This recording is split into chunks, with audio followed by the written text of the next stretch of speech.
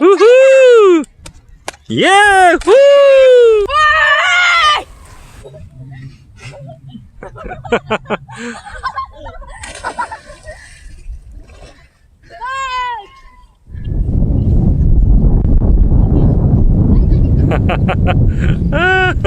子供たちが本当に可愛いです。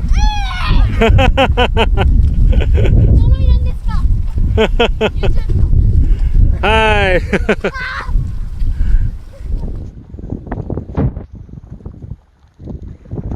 네, 안녕하세요. 네, 국자재입니다. 여러분들 이 배경이 좀 익숙하시죠? 네, 맞습니다. 네, 여기는 교회고요. 제가 섬기고 있는 교회의 오키나와의 대예배실입니다. 네. 자, 국자재가 예배당 안에서 이렇게 영상을 찍는 거 보니까 또 우리한테 뭔가 포교를 하려나 보다 이렇게 또 오해하실 분들이 계실 수도 있는데, 그건 아니고요. 저의 채널은 종교 채널은 아니니까, 그러나 제가 크리스찬이라는 거는 뭐 라이브에서도 그렇고 영상에서 몇 번 밝혔어요, 여러분들께. 오늘 이렇게 영상을 찍는 거는 여러분들께 뭐 하나님 이야기를 하려는 건 아니고요. 기도하러 왔습니다. 잠깐 교회에 기도하러 왔고 내 자신을 위해서 또 우리 애청자분들을 위해서 또 우리 나라를 위해서 기도하러 왔는데 잠시 국제 결혼에 대한 이야기를 또 한번 해볼까 생각이 들어서 기도 도중에 갑자기 하나님이 메시지를 주셨어요. 찌지직. 자, 국제 결혼을 제가 했잖아요. 일본인 아내와 지금 이제 5년 차예요. 제 영상에도 여러 차례 국제 결혼에 대한 이런저런 소재들로 영상을 찍었었고 라이브 할 때도 심심치 않게 등장하는 소재입니다만 오늘 여러분들께 말씀드리고 싶은 거는 국제 결혼도 레벨이 있다.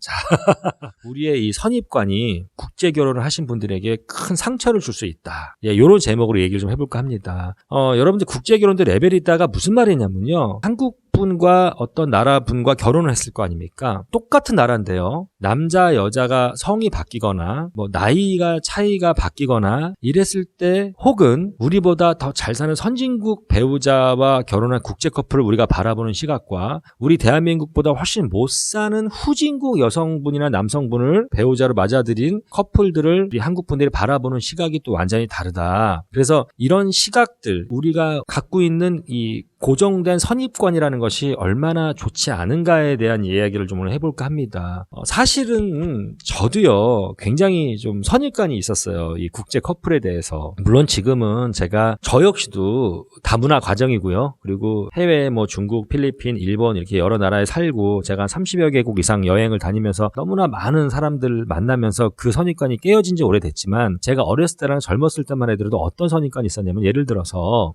국제화제 인격이 나오는 건데 지금 바뀌었어요. 그 깨졌다고 분명히 말씀드렸습니다. 예를 들어서 한국 여성분이 특히 미국이나 유럽의 백인 남성분이랑 커플인 경우를 봤을 때 사실 기분이 좋지 않았어요. 그게 어떻게 보면은 좀 어떻게 보면 열등의식일 수도 있고 피해의식일 수도 있고 특히 한국보다 잘 사는 나라 특히 백인들 그리고 또 내 여자도 아니지만 왠지 그 한국 여자를 해외에 뺏긴 것 같은 느낌 외국 남자에게 뺏긴 것 같은 느낌 뭐 이런 느낌도 받고요. 그 여자분들을 봤을 때도 하필이면 한국 남자를 놔두고 왜 저렇게 서양 남자들이랑 어울려서 커플이 됐을까 조금 죄송합니다. 이런 이제 표현을 써서 저속한 표현을 좀 해퍼 보이고 이런 느낌을 받았어요. 그런데 반대로요. 남자가 이 백인 여자 친구가 있거나 백인 와이프를 둔 한국 남자를 보면 굉장히 좀 뭔가 능력 있어 보이고 야, 진짜 능력자다. 왜냐면은 남자 입장에서 여자분들도 있으실 수도 있는데 이런 어떤 이성을 바라볼 때 아주 다른 아주 이질감이 느껴지는 그러한 이성, 이를테면은 피부가 다른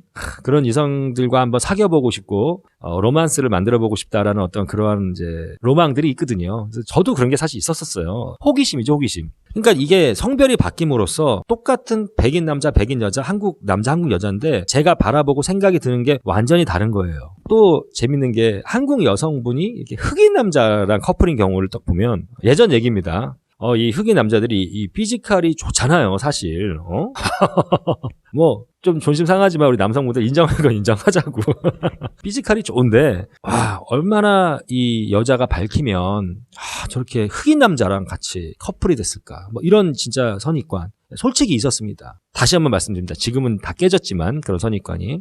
자, 또 하나는 한국 사람이 예를 들어서 선진국 분과 결혼했을 때는 또 능력이 있어 보여. 그러나 또 한국 특히 남자가 후진국 우리보다 못 사는 뭐 필리핀이나 뭐 베트남 무슨 캄보디아 태국 동남아시아 여성분들 특히 요즘에 결혼을 하게 되면은 왠지 그 와이프를 돈 주고 사온 것 같은 느낌? 이런 느낌을 받기도 하고요. 그리고 그 한국 남자와 결혼하신 후진국 여성들을 봤을 때 우리의 어떤 그 선입관이 돈 때문에 혹은 자신의 인생을 역전하기 위해서 한국 남자에게 시집을 온 것 같은 그러한 선입관들이 있을 수 있다는 거죠. 이것이 굉장히 사실 안 좋은 건데 저의 이야기를 좀 하자면 제가 이런 경우가 있었어요. 이제 필리핀에서 제가 5년 살았잖아요. 필리핀에 한필 커플이 굉장히 많습니다. 대부분은 다 한국 남자와 필리핀 여성분들이죠. 간혹 가다가 필리핀 남자와 한국 여성분들, 요 얘기도 하고 싶다. 내로남불이라고 한국 남자가 막 필리핀 여자들이랑 사귀고 놀고 이런 거에 대해서는 너 좋겠다.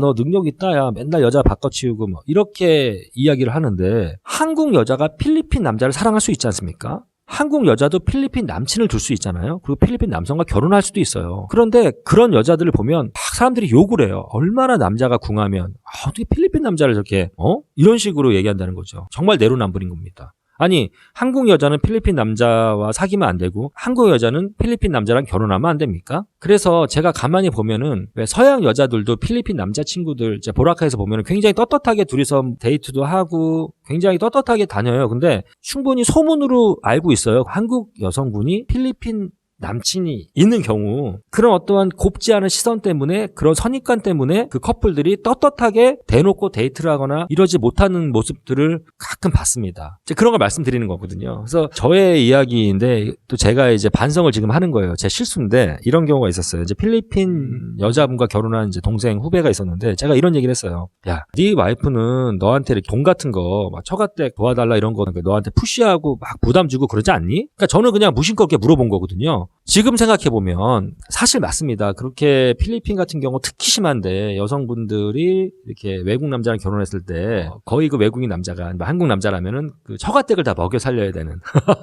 그런 경우들이 있어요. 그래서 후배들 선배들 필리핀 분과 결혼하신 분들이 저한테도 죽겠다고 좀 자기가 뭐 버는 수익이 엄청나게 많은 부분이 처가댁 식구들 때문에 나간다고 이렇게 의지를 하거든요. 외국인 배우자한테. 이제 그런 사실은 비율적으로 많고 또 그게 사실 팩트기도 하지만 다 그런 것도 아니거든요. 그리고 오히려 한국 남자가 이렇게 후진국 여성분이랑 결혼을 했다고 해서 다 뭐 그 후진국 여성이 이 한국 남자보다 돈이 없거나 어떤 집안이 떨어지거나 이런 경우가 아니에요. 진짜 반대로 후진국 여성인데 정말 잘 나가는 집안에 뭐 정말 권력에 어떻게 보면 이렇게 중심에 있는 이런 집안의 여성과 결혼을 했다거나 정말 부잣집 여자와 결혼해서 오히려 한국 남자가 인생이 바뀌는 그런 경우도 종종 있어요, 여러분들. 특히 중국 같은 경우는 한국 남자, 중국 여자 부부들 보면요. 제가 제 경험에 의하면 이상하게도 한 80% 90% 중국 와이프 집안이나 어떤 경제적 능력이 신랑보다 훨씬 좋아요. 저는 그런 경우를 많이 봤거든요. 그래서 제가 그 후배한테 그런 질문을 한 거죠. 그런데 그 후배가 인상이 싹 바뀌면서 아니 저희 와이프 더 잘 산다고 우리보다 더 돈이 많다고 우리 집안보다 우리 그 와이프 집안이 이런 얘기를 하는 거예요. 제가 순간 저는 그냥 무심코 아무 생각 없이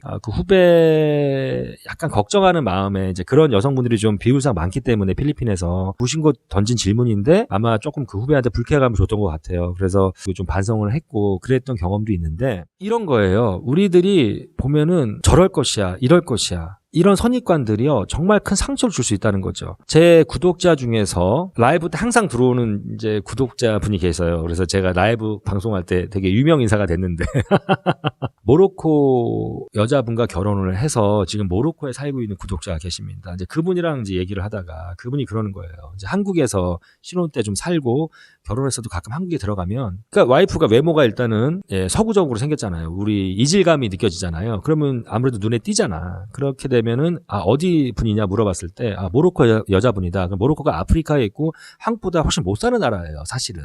그러면은 동네 할머니들이라든지 이게 아기가 있든 없든 아니면 이제 뭐 아주머니 이런 분들이 아이고 저기 색시 얼마에 주고 사왔어? 뭐 이런 식으로 약간 농담 비슷하게 했다는 거예요. 농담이라도 그 말이 굉장히 상처가 됐었고 조금 아내가 모로코 와이프죠. 제수 씨가 한국말을 이제 어눌하게 하는데 그렇게 한국말 좀 어눌하게 하면은 오히려 그 한국 분들이 좀 되게 무시를 하는 그런데 아내가 굉장히 똑똑해요. 와이프가. 그리고 학력도 우리 구독자 남편보다 훨씬 좋고요. 공부도 훨씬 많이 했고 그리고 모로코라는 나라가 아랍어랑 프랑스어가 공용어입니다. 아프리카입니다. 과거에 프랑스 식민지였기 때문에 아프리카가 굉장히 많은 나라들이 프랑스어를 쓰고 있어요. 그래서 안에도 프랑스 거의 네이티브죠. 프랑스 말, 프렌치가. 그리고 아랍어를 쓴단 말이죠. 그리고 영어도 굉장히 잘해요. 그래서 일부러 구독자님이 자기 와이프한테 야, 너 한국 가면 어설프게 한국말 하지 말고 너 영어라 프랑스어를 말 써라. 특히 영어를 써라. 이 영어를 썼을 때 한국 사람들의 어떤 리액션과 그 아내가 띄엄띄엄 한국말을 썼을 때 리액션이 너무 다르다는 거예요. 그런데 만약에 그 와이프가 모로코 여자가 아니고 만약에 미국 여자이거나 유럽 여자였다면 그래서 선의의 거짓말, 화이트라이 하기 시작을 했다는 거예요. 어디 분이세요? 그러면 프랑스 여자라고. 왜냐면 이제 영어를 아무리 잘해도 그 네이티브는 아니잖아요. 근데 프랑스 말은 거의 네이티브처럼 하니까 프랑스 여자다 그러면 또 한국 사람들이 제 그 구독자님을 바라보는 시각도 굉장히 달라지고 와이프에 대한 그 시각도 굉장히 달라진다는 거죠. 그런 거를 경험을 했다는 거예요. 네, 그러면서 우리들이 갖고 있는 무심코 국제 커플에 대한 국제 결혼에 대한 어떤 선입관, 무조건 한국보다 후진국 여성과 결혼하면 저 여자는 돈 벌어보고 왔을 거야, 그냥 인생 역전 때문에 한국 남자랑 결혼했을 거야, 뭐 이런 것들. 그리고 뭐 선진국 사람들이라면 저 같은 경우는 이제 일본 아내잖아요. 저는 사실 그 일본 와이프랑 결혼했다는 프리미엄을 많이 느낍니다. 우리가 지금 한일 감정이 안 좋아서 뭐 일본이 후진국이고 싶지. 사실 한국 사람들은 왜 일본에 대한 감정이 안 좋으니까 저도 그래요. 그런데 이상하게 유러피언들이나 미국 사람들이 봤을 때 우리가 흔히 선진국이라고 알고 있는 사람들이 봤을 때는 일본 사람들을 굉장히 높이 쳐줘요. 그리고 동남아시아에서도 사실은 한국 사람들보다 뭐 최근에 한류가 있고 뭐 어쩌고저쩌고 한국이 많이 발전했지만 한국 사람들보다 그 일본인들에 대한 어떤 신뢰도와 위상이 굉장히 차이가 많이 날 정도로 높습니다. 제가 나중에 이 얘기도 영상으로 남기겠지만 특히나 유럽 사람들이요. 일본 여자 그러면 굉장히 뭔가 막 그 환상이 일본 여자에 대한 환상이 또 있더라고요. 한국 남자들도 뭐 스시녀에 대한 그 환상이 있지만 굉장히 있더라고요. 그래서 제가 이렇게 저희 아내와 외국인들을 만났을 때 와이프가 일본 사람이다라는 걸 알면요. 저도 이렇게 어깨가 딱 올라가는.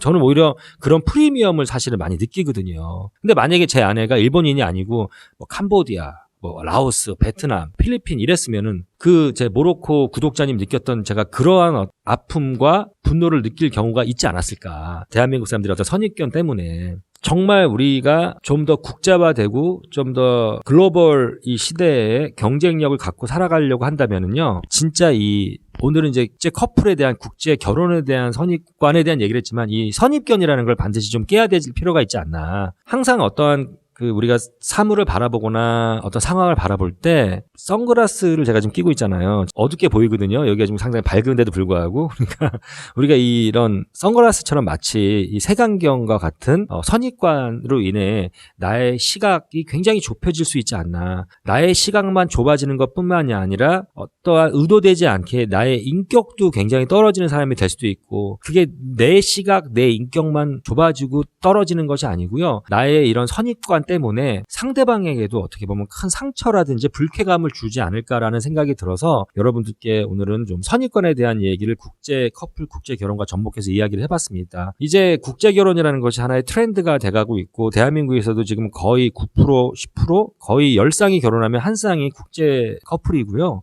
또 제가 다문화 가정을 이루었기 때문에 우리가 좀 더 이런 국제 결혼 또 다문화 가정에 대한 그들을 바라보는 시각에 있어서 조금 더 유연한 그러한 시각을 가지고 바라봐야 되지 않을까라는 생각이 들고요. 혹시라도 내가 국제결혼에 관심이 있거나 지금 현재 특히 대한민국보다 좀 못 사는 나라의 이성과 교제를 하고 있는 한국 분들이 계신다면 남자든 여자든 상관없이 그런 선입관 때문에 고민할 필요는 없을 것 같다. 네, 사랑은 국경도 초월합니다. 그리고 민족도 초월하고 피부색도 초월하기 때문에 만약 여러분들이 정말 누군가를 사랑하신다면 여러분들의 반려자로 맞이하십시오.